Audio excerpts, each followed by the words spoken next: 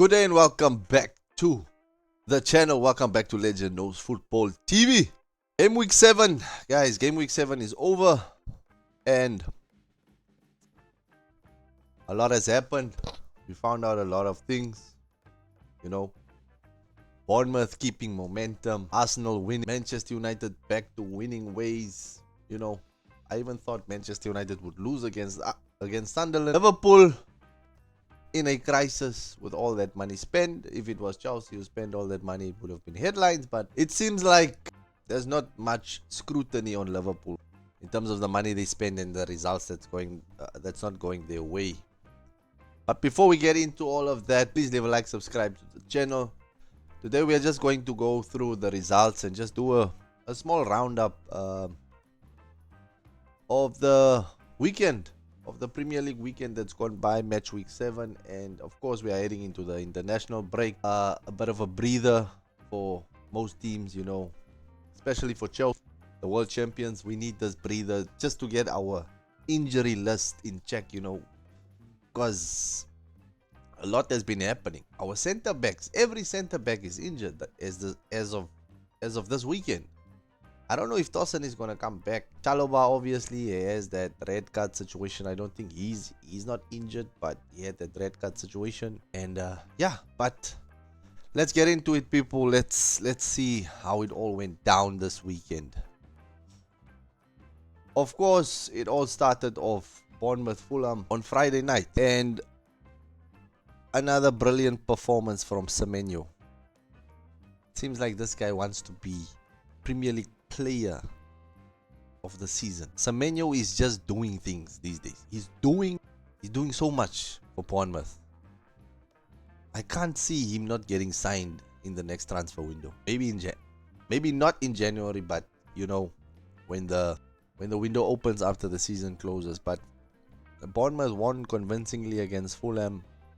It was a late scoring game. I'm actually just seeing now that Fulham scored first and Bournemouth actually made a comeback. Inspiring. AFC Bournemouth climbed into second in the Premier League table as a sensational late show from Anthony Semenyo and Kluivert guided them to a 3-1 win over Fulham. Of course, we move on to Leeds Tottenham. Tottenham also getting a much needed victory to keep with the momentum, to keep moving to that objective of getting the Champions League spot, of keeping with the objective, like I've said, to stay, maybe not in the title race, but to get to Europe at the end of the season. Tottenham Hotspur sealed a 2-1 win against Leeds United on Saturday with Mohamed Kudus' first goal for the club, ending Daniel Farke's side 23-game unbeaten league run at Elland Road. I actually saw the Kudus goal. The Kudus goal was good. Was a well-crafted goal, individual brilliance, running in front of the box and then just hitting the near post. The goalie anticipated the guy to take a far post shot. But yeah, Spurs won, and that's how the cookie crumbled for them. Next, it was Arsenal. I expected Arsenal to put up an extraordinary show against West Ham because Arsenal was at home, but they just managed to win 2-1, 1-0 at home. Very professional and, how should I say, not so exaggerated win, because West Ham is the weakest team. Are they not the weakest team in this league at this point in time? And Arsenal only managed to score 2, and it was at the Emirates Stadium. So everyone's seeing Arsenal now at the top and saying that they are, but Arsenal is still not convincing.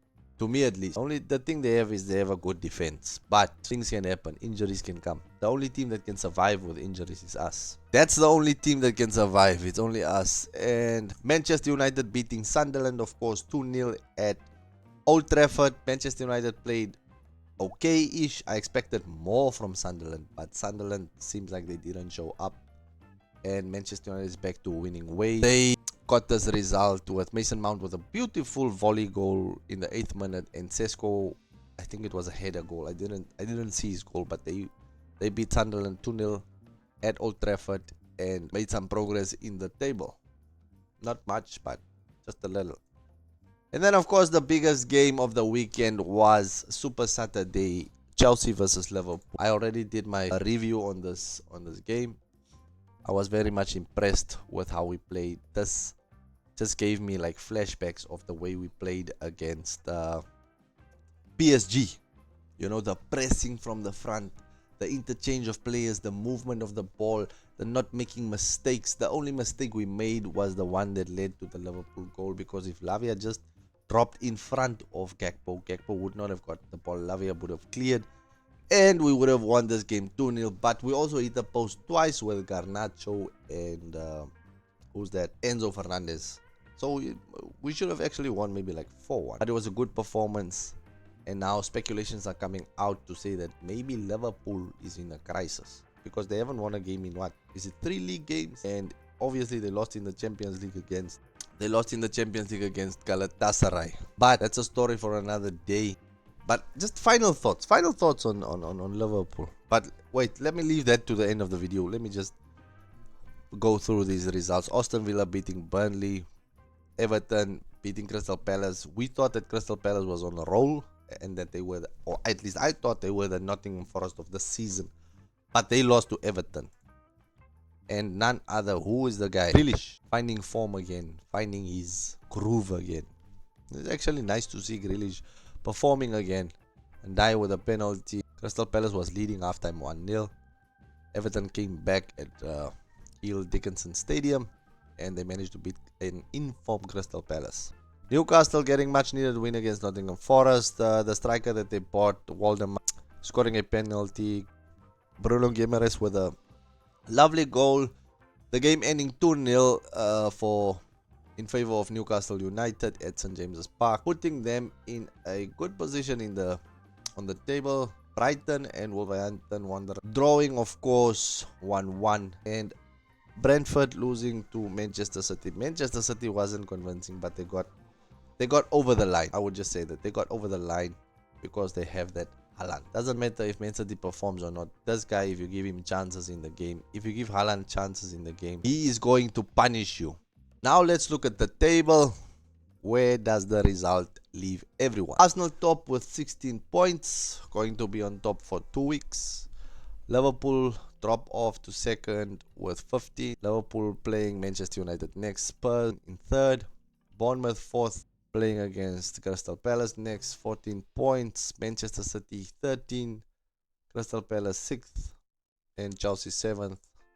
And with the rest of the pack leading, let's look at the relegation, as I predicted Wolves to get relegated. Was it Wolves? Yeah, I think it was Wolves. They are very much struggling this season. Wolves are struggling. Forest, that was performing last season so well, look where they are. Lost, draw, lost. And we are getting them next. Hopefully we can keep this form and continue winning, beating bigger teams and annihilating smaller teams. But guys, the topic of the weekend is Liverpool. Are Liverpool in a crisis? Is Arne Slot worth the title that he won last season? Did he win the title because he's a good coach, or did he win the title because there was no competition last season for Liverpool? I mean, everyone fell off. Man City fell off. Arsenal just threw away wins, results, got a lot of draws. Chelsea, we know Chelsea, we had our struggles. We were pushing them until maybe November, and then we fell off. We got a little bit of injuries here and there. Off for Maresca, what. A lot of things happening, and Liverpool just everything just went in their favor, you know. The stars just aligned for them and they got the title. But now it's time for Arne Slot. He bought his players. It's time for him to coach them, and he's struggling. But back to the story of Arne Slot. Is he the right man for the job? Can he get his players gelling? Will Liverpool pick up pace again, or will Arsenal run away with the league, which I do not really feel they will do? But there's a lot of players. It's still early. It's very much still early. So as you can see, the difference in points between first and 10th. It's very early, guys. It's very early. It's 6 points, and anything can happen.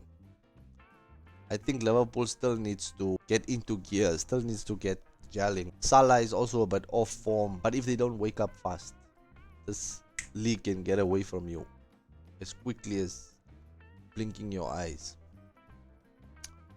I just want Chelsea to keep this momentum going, Cole Palmer to come back, and of course our defensive partnerships to be consistent. and playing like this week in, week out. And we can actually do something. We're only 5 points behind Arsenal. If we can beat the top 4 and then the smaller teams, the league is ours. It's as simple as that, guys. It's as simple as that. Yeah, that's your weekend wrap up. We are heading into the international break. We don't like international breaks, but it's much needed for the players to rest, especially those that are not called up. They can relax now, just reflect, and go again when the league returns. Leave a like, subscribe to the channel, and I will see you in the next upload. Cheers, stay safe, and God bless.